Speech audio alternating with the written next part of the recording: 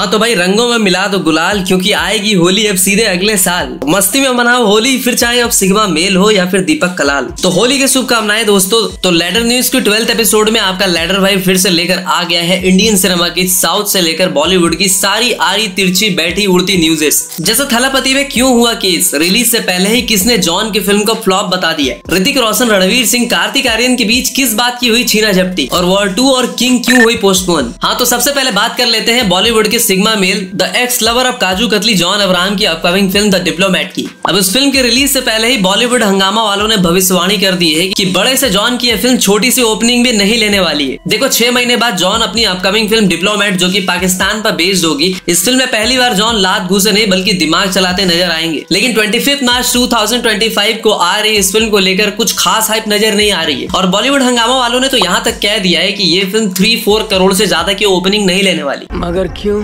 ऐसा उन्होंने जॉन के पास्ट रिकॉर्ड को देखकर प्रेडिक्ट किया है, क्योंकि अभी 6 मंथ पहले ही जॉन की एक फिल्म आई थी वेदा, जो सीधा चोटी वाली स्त्री और अक्षय की खेल खेल में से टकराई थी। वेदा के लिए जॉन को एप्रिसिएशन तो मिली थी, लेकिन स्त्री ने वेदा में इतने छेदा किए थे कि फिल्म का लाइफ टाइम कलेक्शन महज 20.25 करोड़ था। और सच बताऊं तो पठान को छोड़ दे, जिसमें अपने देसी बॉय जॉन ने विलन कैरेक्टर प्ले किया था, तो पिछले 6 सालों में जॉन ने फिटनेस के ज्ञान के अलावा अगर कुछ दिया है तो वो है फ्लॉप्स, जैसे पागलपंती, सत्यमेव जयते 2, अटैक पार्ट 1, एक विलन रिटर्न और फाइनली वेदा। और अगर कुछ ऐसा ही चलता रहा तो जॉन जल्द ही बॉलीवुड से गो गोवा गॉन भी हो सकते हैं। एनीवेज, लेकिन जॉन की डिप्लोमेट के पास एक एडवांटेज भी है कि ये फिल्म सिंगल रिलीज हो रही है, इसके सामने कोई बड़ी फिल्म नहीं है, इसीलिए अगर वर्ड ऑफ माउथ अच्छी रही तो ही कुछ हो सकता है। वैसे फिल्म की बजट 70 to 80 करोड़ के आसपास बताई जा रही है। मैं तो कहूंगा कि मेकर्स को कोटा से मजबूत वाला पंखा मंगवा ही लेना चाहिए। समझ रहे हो आप?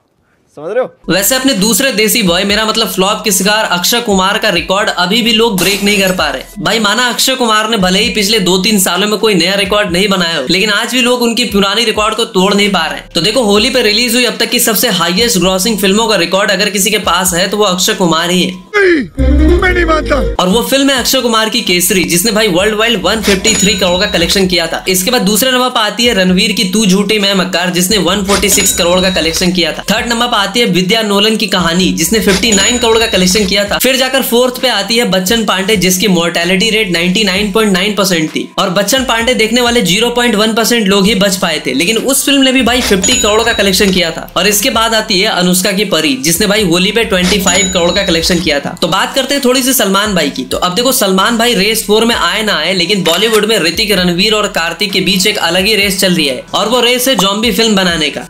हाँ तो अब बात ऐसी है कि बॉलीवुड के ऋतिक जैसे सुपरस्टार और कार्तिक और रणवीर जैसे आधे पके हुए सुपरस्टार भी बॉलीवुड के बैटल ग्राउंड के आखिरी 3 प्लेयर बन के आपस में ही कम्पीट करने में लगे हुए हैं ज़ॉम्बी फिल्म बनाने में। जहाँ ऋतिक ने विल स्मिथ की one of the popular film I am the legend के राइट्स 12 करोड़ में खरीद के बैठे हैं रीमेक करने के लिए, तो उधर रणवीर भी उड़ी वाले डायरेक्टर आदित्य धार के साथ अपनी एक माइथोलॉजिकल एक्शन फिल्म बनाने में लगे हैं। ऊपर से कार्तिक अलग से कह रहे हैं तो हम भी बना लेंगे। मतलब भूषण कुमार के चहेते कार्तिक भी टी सीरीज के साथ एक ज़ॉम्बी वाली फिल्म पर काम कर रहे हैं। और हाँ, इन सब से याद है कि मैडॉक वाले भी अलग लगे पड़े हैं आयुष्मान खुराना के साथ थामा बनाने में, लेकिन शायद वो तो वैम्पायर वाली फिल्म होगी। दोनों अलग अलग होते हैं क्या? तो देखो बॉलीवुड ने सालों तक वो एनआरआई वाली फिल्में या रोमांटिक फिल्में बनाकर अपनी दाल रोटी चलाई है। वैसे ही हॉलीवुड वालों के पास भी जब भी कोई स्क्रिप्ट नहीं होती थी तो ये लोग ज़ॉम्बी को फिल्म में घुसा देते थे, और ये ज़ॉम्बीज दबा के लोगों की जो बुंड फाड़ते थे। लेकिन ऐसा नहीं है कि इंडिया में ज़ॉम्बी वाली फिल्में नहीं बनी है। इंडिया में भी गो गोवा गॉन, बेताल, जी ज़ॉम्बी, ज़ॉम्बी रेड्डी, मतलब काफी सारी फिल्में बनी है, जिसमें से ज़ॉम्बी रेड्डी भाई पर्सनल फेवरेट है मेरी। मतलब सालों बाद हर्षवर्धन राणे को सरन तेरी कसम के सक्सेस के बाद एक और फिल्म ऑफर हो ही गई है, और वो फिल्म अगेन एक लव स्टोरी ही होने वाली है, जिसमें सोनम बाजवा को हर्षवर्धन के साथ कास्ट किया गया है। फिल्म के डायरेक्टर है मिलाप मिलन जावेरी, जिन्होंने मस्ती जादे, सत्यमेव जयते, मरजावा जैसी फिल्में डायरेक्ट की थी। अगेन इस फिल्म का थीम पेन और पैसा नहीं बताया जा रहा है, और इसका टाइटल है दीवानियत, जिसका एक मोशन पोस्टर भी आया था। वैसे हर्षवर्धन को रेस 4 में भी एज अ विलन लेने की बात सामने आई थी, लेकिन प्रोड्यूसर्स ने इसको रिजेक्ट कर दिया, और मैं कहूंगा कि ठीक ही किया, because we want to see him as a lead hero. बात करें साउथ की, तो भैया साउथ से आने वाली है एक और आंधी, जहां इस बार प्रशांत नील सीधा अपने अल्लू अर्जुन के साथ कोलैब करने जा रहे हैं। मतलब after the huge success of Pushpa 2 Allu Arjun का स्टारडम तो भाई आसमान छू रहा है। एटली कुमार सलमान के साथ प्रोजेक्ट कैंसिल करके अल्लू अर्जुन के साथ नेक्स्ट प्रोजेक्ट करने वाले हैं, और ऑलरेडी अल्लू अर्जुन के साथ संदीप रेड्डी वांगा ने भी एक फिल्म साइन कर रखी है। फिर पुष्पा 3 जैसी फिल्म भी उनकी लिस्ट में है, ऊपर से अब जाकर प्रशांत नील। और इन सब का रीजन कहीं ना कहीं है भाई पुष्पा 2 की अनबीटेबल सक्सेस। पहले इस फिल्म ने वर्ल्ड वाइड कलेक्शन में 1871 करोड़ का कलेक्शन किया, जितनी बाकी फिल्मों फिल्मों का लाइफ टाइम नहीं होता उससे ज्यादा इस फिल्म ने डे 1 में 294 करोड़ का कलेक्शन कर डाला। ऊपर से 3 दिनों में 500 करोड़ क्रॉस करना हो या 6 दिनों में 1000 करोड़,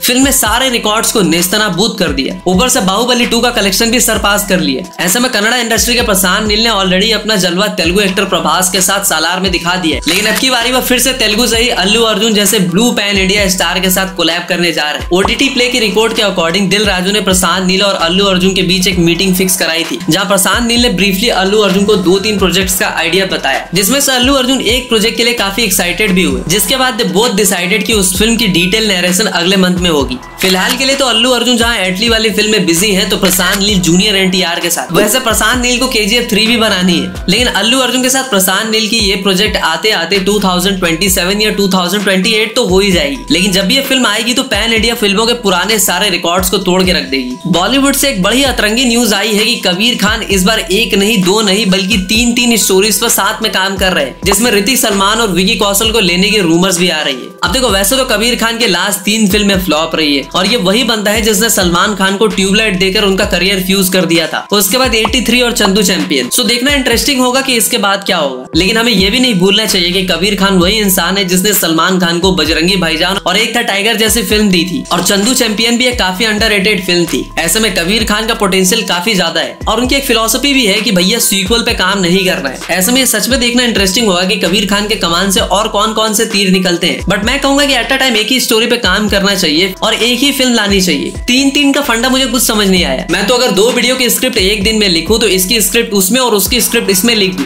मतलब पूरी खिचड़ी बना दूं। हाँ, तो अब बात कर लेते हैं बॉलीवुड के किंग यानी अपने किंग खान की, जिन्होंने फिर से एक बार दगा दिया है अपने फैंस को। मतलब भाई दिन महीने साल गुजर चुके हैं, लेकिन एसआरके के पिछले 2 साल से कोई फिल्म नहीं आ रही। ऐसे में एसआरके के फैंस किंग के लिए काफी ज्यादा एक्साइटेड थे। सब कह रहे थे कि भाई किंग आने दे, अब की बार ये फिल्म 2000 करोड़ का कलेक्शन करेगी। लेकिन बड़े दुख के साथ फिर से अनाउंसमेंट कर दी गई है कि एसआरके की फिल्म किंग पोस्टपोन हो गई है। वैसे पिछली बार एसआरके ने 4 साल के बाद एंट्री मारी थी और धुआं कर दिया था, इसीलिए इस बार 1 डिकेड तक वेट करना तो बनता है। अब पोस्टपोन की बात हो ही रही है तो बता दूं कि बॉलीवुड की 2025 की सबसे बड़ी फिल्म यानी वॉर 2 भी अब पोस्टपोन हो गई है। तो देखो, वॉर 2 को 200 करोड़ के मैसिव बजट पे बनाया जा रहा था, जिसमें makers don't want to leave a single stone unturned. ऐसे में पब्लिक डिमांड को देखते हुए जूनियर एनटीआर और ऋतिक रोशन का एक फेस ऑफ डांस भी प्लान किया गया था, क्योंकि जहां डांस में ऋतिक को गुरु कहा जाता है तो जूनियर एनटीआर भी किसी से कम नहीं है। सो मेकर्स नाटू जैसा एक और डांस फेस ऑफ करने के लिए तैयार थी, जिसकी शूट के टाइम पर ऋतिक इंजर्ड हो गए थे, जिसकी वजह से अब इस डांस नंबर की शूट मई में पोस्टपोन कर दी गई है। और ऋतिक को इंजरी भी लेग में हुई है, जिसकी वजह से ये फिल्म शायद अब अगस्त से खिसक सकती है। अब देखो, इतनी बड़ी फिल्मों के पोस्टपोन होने की वजह से बाकी सारे भी छोटी बड़ी फिल्मों पे इम्पैक्ट आता है और उनको भी अपनी डेट चेंज करनी पड़ती है। हाँ, इनमें से कुछ फिल्में मौके पे चौका भी मार देते हैं, जैसे कि पिछले साल जब पुष्पा 2 15 अगस्त से खिसक कर दिसंबर चली गई थी, तो उसका फायदा स्त्री 2 ने उठाया था और ब्लॉकबस्टर साबित हुई थी। ओके, तो क्रेजी के बाद अब सोहम शाह की मच अवेटेड तुम्बाड़ 2 की बजट रिवील कर दी गई है, और जहाँ पहले पार्ट को सिर्फ 15 करोड़ के बजट में बनाया गया था, तो उसके अकॉर्डिंग पार्ट 2 का बजट काफी ज्यादा रखा गया है और इस बार इस फिल्म का बजट 100 करोड़ बताया जा रहा है। और इस बजट का इस्तेमाल मेकर्स फिल्म पे तो करने वाले ही हैं, साथ में सोहम शाह किसी बड़े स्टार को भी इस फिल्म में कास्ट करने की सोच रहे हैं। अगर आपको किसी सुपरस्टार्स को पिक करना होता,